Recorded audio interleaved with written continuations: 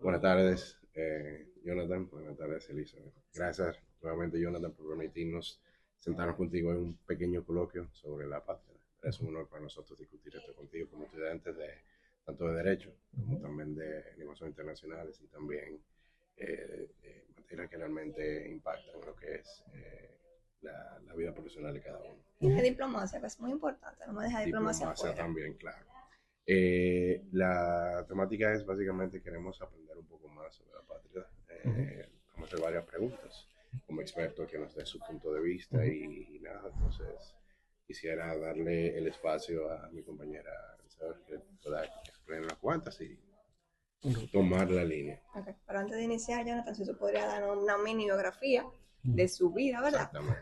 En relación al tema que vamos a desarrollar.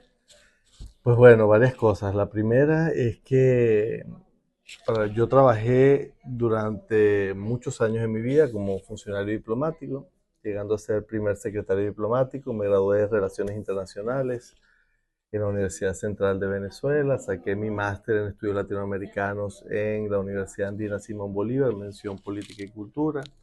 Saqué mi doctorado en la Universidad Andina Simón Bolívar en estudios latinoamericanos.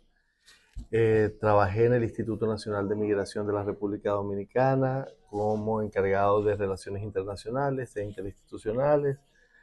Eh, pues, he hecho un montón de cosas. Una buena historia, un trayecto. Eh, El currículum.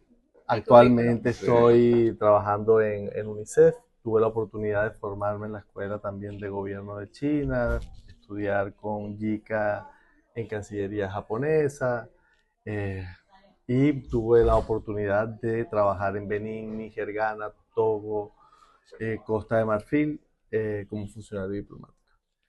Entonces, cuando hablamos de apatridia, a mí es un tema que me atrae muchísimo por varias razones. La primera porque trabajé muy de cerca con el Pilar 2 de apatridia aquí en República Dominicana, con el ACNUR, y porque es una temática que es fundamental en términos de derechos humanos y que debemos buscar la forma de solventarla a nivel global. Entonces, me parece súper interesante que sea un tema de interés. Creo que debe ser de interés porque hablamos quizás de números, hablamos quizás de, de afectaciones, pero cada uno de esos números es una persona, cada una de esas personas tiene una vida, tiene una familia, puede ser un genio, puede ser una persona que puede aportar muchísimo a la sociedad y sin embargo, si no tiene eh, una conexión que al final es Claro. una conexión con un país, esa persona carece de derechos que son fundamentales y que van a evitar que esa persona pueda acceder a la educación, al sistema de salud, y no solamente esa persona, sino sus hijos, sus descendientes. Entonces al final es un problema que se arraiga en los diferentes países que lo sufren. Ok, perfecto. Entonces, ya viéndolo desde perspectiva, como usted explica, señor Jonathan, pregunta fuerte de una vez. ¿Cómo usted considera que se podría erradicar la Uh-huh. patria? Pues la patria hay que ver primero cuáles son las causas que genera la patria. Y son muchas. Es decir, sucesión de estados, por poner un ejemplo, pasó mucho con la Unión Soviética en un momento, que era, tú nacías en un territorio, en ese momento en que tú nacías, supongamos que está pasando un cambio político, en este caso la desintegración de la Unión de Repúblicas Socialistas Soviéticas, y en ese espacio de tiempo, tú no sabes si bueno, naciste en un país que ya no existe. Ujú. El nuevo país se está constituyendo y está generando capacidades, y que en última instancia, pues, eso puede evitar que la persona tenga un debido registro de nacimiento, que tenga acceso bueno, los mecanismos que consideramos normales para cuando nace un niño, es decir, un registro, quiénes son sus padres, en medio de una guerra, por ejemplo, tus padres pueden morir y puedes quedar un poco Desorientado. sin ningún tipo de red de apoyo. Entonces, existen muchas causas. Hay países donde, por ejemplo, las mujeres aún no pueden transmitir su nacionalidad. Entonces, pues ocurre que si esas mujeres no están casadas, entonces el padre tampoco le transmite la nacionalidad al niño o a la niña, y entonces resulta que esa niña o ese niño no puede adquirir la nacionalidad de la madre porque efectivamente ella no lo puede hacer según el marco legal, y pues entonces termina teniendo una afectación de apatridia. Pues tienes casos donde conflictos nacionales, como el caso de los Rohingya en Myanmar, pues nada, termina siendo un tema del Estado que no reconoce la nacionalidad sobre esas personas, entonces esas personas terminan un grupo humano bastante grande sin tener acceso a una nacionalidad debido a un conflicto o haber participado en el lado perdedor de algún conflicto, puede ser causas políticas. Una persona patria no puede ni siquiera ir a un médico. Pues no tiene. No tiene, es decir, no tiene ningún documento que presentar. No No existe, puede. Hay que hacer esfuerzos especiales para que puedan acceder a educación. Son derechos básicos.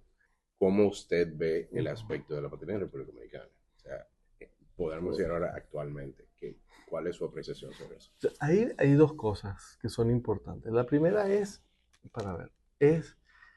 tener derecho a una nacionalidad no es lo mismo que tener acceso a ese derecho. Esto es importante.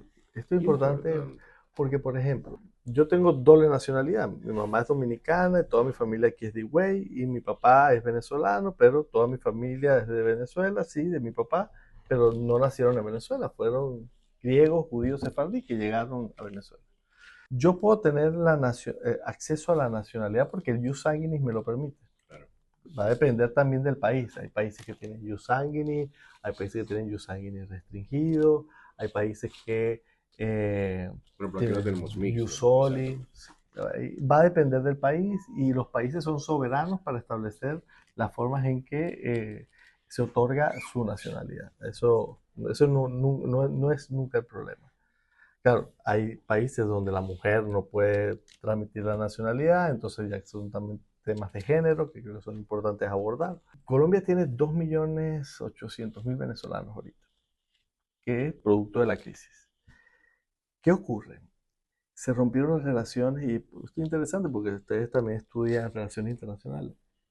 Se rompieron las relaciones diplomáticas y consulares. Wow. Es decir, ¿qué es lo que pasó ahorita aquí? Ojo, pero normalmente se rompen las relaciones diplomáticas y lo último que se rompe son las consulares, porque son la atención a las poblaciones, que es una atención de tipo civil. Es decir, entonces, como se rompieron ambas relaciones, tú sabes cuándo se rompen, cuándo se dañan, pero tú no sabes cuándo se arreglan. Exactamente. Entonces, tenías una gran cantidad de niños naciendo en Colombia que tenían acceso a la nacionalidad dominicana, porque el jus sanguinis se lo permitía, pero que no tenían el acceso a reclamar ese derecho, porque para hacerlo tenían que volver. Entonces, como el flujo es mixto, es decir, había gente que salía por temas económicos, pero había gente que salía por temas políticos, escapando a la violencia, entre otras cosas. Muchos decidían no volver, porque no saben si después podían salir o podía pasar cualquier cosa. Entonces, el Tribunal Supremo de Colombia determinó que para evitar el riesgo de apatridia en esos niños, le iba a dar la nacionalidad. ¿Por qué? Porque no es que esos niños eran apátridas, no lo eran. Es decir, estaban en riesgo de ser apátridas, porque tú no sabías si eso se arreglaba en 5 años, en 10 años. Y esa es una etapa crucial en el desarrollo del ser humano. Lo que quiero decir es que en República Dominicana hay casos de apatridia. Es decir, no es que hay una apatría generalizada, no, sino que hay casos de apatridia, y esos casos de apatridia, en algunos, hay que ver bien cuál es la casuística de cada uno de ellos. Que el punto aquí es que no es un tema solo dominicano. Y esto es importante. A veces vemos los problemas como que son nuestros, son solo nuestros y solo nos pasa a nosotros. No, es un problema global. Por eso es que hay una campaña global que se llama I Belong, yo pertenezco. ¿Por qué? Porque el problema es que no solamente nosotros tenemos algunos casos de apatría que tenemos que resolver, sino que hay muchos casos en muchas otras partes del mundo. En ese caso, ¿podría decirse que puede existir una correlación en lo que es la persona que no tiene nacionalidad, o sea, la apátrida, con la relación de la trata de personas o la explotación migratoria o al llegar a un país y no tener nacionalidad? Obviamente hay muchos derechos, como usted dijo, que no obtiene esa persona. Entonces, directamente puede existir una correlación entre estos dos términos. Sí, porque tú puedes tener migrantes, tú puedes tener apátridas que no son migrantes, puedes tener migrantes apátridas, pero claro, cuando tú no tienes ningún estado ninguna relación con ningún estado, tú estás en una posición en la cual los tratantes pues, pueden hacer contigo prácticamente lo que quieran. El trabajo, no solamente el trabajo forzado, sino el trabajo infantil está allí. ¿Y a quién tú vas a reclamar? Claro. Si tú no existes. No hay quien te defienda. Hay casos de apátridas que caen presos y no cometieron ningún delito, pero estuvieron presos 30 años porque nadie sabía quién era esa persona. Como no se sabía si estaba soltando a un asesino o un delincuente, tú no sabías nada, no había debido proceso, no hay nada. Entonces, claro, el problema es ese, el problema es que tú caigas en una indefensión de derechos, donde tú, los tuyos, terminan siendo víctimas de casi cualquier cosa. El que no tiene nacionalidad, como a quién pertenezco, dónde me siento seguro, porque uno como dominicano se siente seguro aquí en República Dominicana. Podemos estar donde sea, pero yo sé que esta es mi tierra y si me botan donde esté, yo vuelvo. No, y que si tú estás en otra parte y te violan los derechos, tú puedes ir a tu consulado y tú puedes reclamar. Es un tema muy, muy duro de derechos, porque en el caso dominicano, nosotros aún no hemos firmado las convenciones de apatría. No las hemos firmado, ninguna de las dos. Las convenciones son vinculantes en materia de política internacional, sobre todo si tienes de derechos humanos. En nuestro caso, la misma Constitución consagra, les da rango constitucional al ser instrumentos de derechos humanos. Muchos países que no firmaron las convenciones en un primer momento, las han firmado ahora. Muchos países latinoamericanos, la gran mayoría prácticamente, ha firmado la convención. Y ha firmado la convención, y no solamente eso, sino que ha avanzado en otras cosas. Por ejemplo, Brasil al principio no la firmó. ¿Por qué no la firmó? Porque era un gobierno militar. A los gobiernos militares, que son dictaduras, no les interesa firmar muchas cosas como que tengan que ver con derechos humanos, asilo. Obviamente por el autoritarismo. Claro, porque yo te persigo y yo quiero que tú no tengas derechos si yo te persigo. Si te quito la nacionalidad, yo puedo hacer contigo lo que quiera. Totalmente. ¿Cuáles son esos derechos ya que vemos que se afectan directamente con lo que llega a la patria? Todos. El problema es que no existes. Entonces, no hay un derecho que no se afecte. Porque la garantía de derechos, para ver, esa persona sí existe. Lo que pasa es que no existe para el Estado. Entonces, no es que recuerden que los derechos humanos son inertes, son propios de cada ser humano. Uno nace con esos derechos. Pero cuando no existe, porque no te están viendo, es decir, pueden ocurrir muchas cosas y ocurren. Y entonces, claro, el acceso al resto de derechos, pues yo tenía un amigo que decía, una amiga, que decía, es el derecho a tener derechos. Ese es el derecho a la nacionalidad. Es el derecho a tener derechos. Y hemos visto qué ocurre con pueblos cuando les es sustraído su derecho a nacionalidad. Lo vimos con los judíos, lo vimos con los armenios. Si tú eres una persona que eres disidente político y el gobierno no te quiere, y lo que te quiere es desaparecer, te quita la nacionalidad y ya tú no sabes ni qué pasó contigo. Sí, hay redes de tráfico, de trata, de explotación sexual, laboral, hay de todo. Y una forma para cubrirse son los derechos que nosotros tenemos. Ha sido muy interesante la conversación de hoy, ¿verdad? Hemos aprendido bastante. Mucho. Pero agradecer nuevamente, Jonathan, por tu tiempo. Gracias por respondernos las preguntas. No, para mí es un placer. Yo creo que este esfuerzo es muy interesante y les deseo de verdad lo mejor. Capaz algún día los veamos y nos digamos colegas. Así que, ¿sabes? Bueno, pues muchísimas gracias. Gracias, Gracias, muchas, ¿verdad? Y un honor, nuevamente. Sí. Gracias.